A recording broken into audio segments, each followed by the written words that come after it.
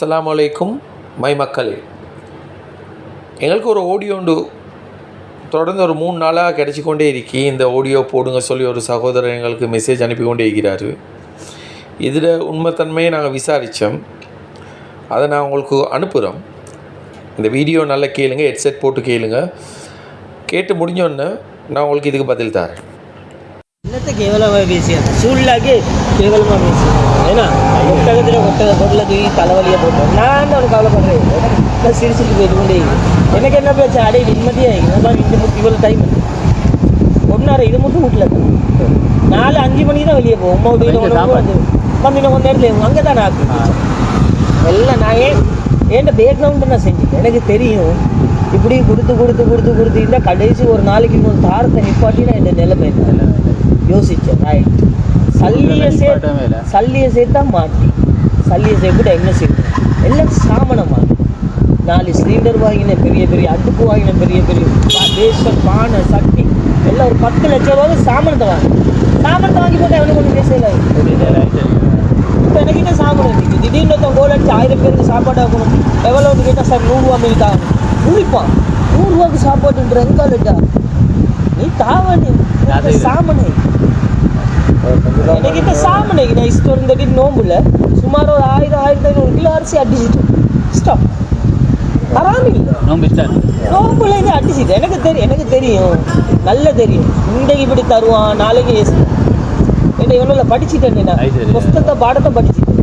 இப்படியா சல்லியை வச்சுக்கொண்டா மாட்டி லட்சக்கணக்கான பேங்க்ல அக்கௌண்ட்ல இருந்தா நான் கல்யாணம் ஆகிட்டேன். சாமானத்தை வாங்கிச்சு அவனு கொண்டு பேசு. இப்போ என்கிட்ட சாமான் எந்த வேலை CCTV கேமரா. இப்போ கிச்சன்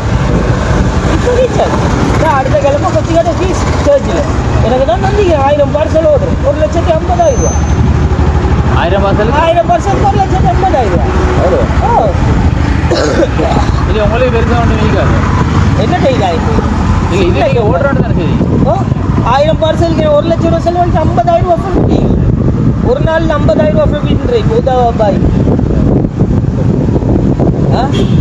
300 பார்சலுக்கு 30,000 ரூபா. கொத்துக்கு எங்கே சாப்பாடு எடுக்கவே இல்லை. 150 ரூபா எனக்கு பாஞ்சு தருவான். எனக்கு பாஞ்சு தருவான். என்ன நாட்கள் டேஸ்ட்டாக தானே கொடுக்கும். எனக்கு எவனும் பாஞ்சு தருவான். இப்போ நான் பிடிச்சிட்டேன். நான் என் பேஸை செஞ்சுட்டேன். நல்லா கேட்டிங்களா மக்களே? செல்லம் என்ன சொல்கிறாரு? வெக்கமே இல்லாமல் 10 லட்சம் மக்கள்கிட்ட காசு எடுத்து சாமானம் வாங்கி போட்டேன்னு சொல்கிறாரு. ஏன் அப்பா விட்டு காசு 1 கோடியில் 1 ரூபா குறைஞ்சாலும் அது 1 கோடி இல்லை. பள்ளி மூட்டையில் நீங்கள் 1 ரூபா போட்டாலும் அதை பார்க்குறதுக்கு ஒரு கமிட்டி ஒன்று இருக்கு. ஆனால் இவனுக்கு எந்த கமிட்டியும் இல்லை. இவன் இட்ட சட்டத்துக்கு செலவழிக்கலாம். இவன் வாழ்ந்து கொண்டிருக்கிறது மக்கள்கிட்ட காசில் தான், இனி வாழ போகிறது மக்கள்கிட்ட காசில் தான். இவன் பேங்க்கில் சல்லி இல்லைன்னு எங்களுக்கு நல்லா தெரியும். ஏன்னா நேரத்தோடைய செல்லத்தை 2-3 தடவை CIDயால் தூக்கிட்டு போயிட்டிருக்கிறான். இப்போ நல்லா தெளிவாக தான் இருக்கிறான். எப்படி பார்த்தாலும் இவன் பிஸ்னஸ் சக்ஸஸ் தான். ஏண்டா ஒரு வேலையை காட்டி 10 பேர்த்துக்கிட்ட காசு எடுப்பான். அந்த வேலை நடக்கும். ஆனால் மற்ற காசு எல்லாம் இவனுக்கு தான். இதுதான் இவன் ஐடியா.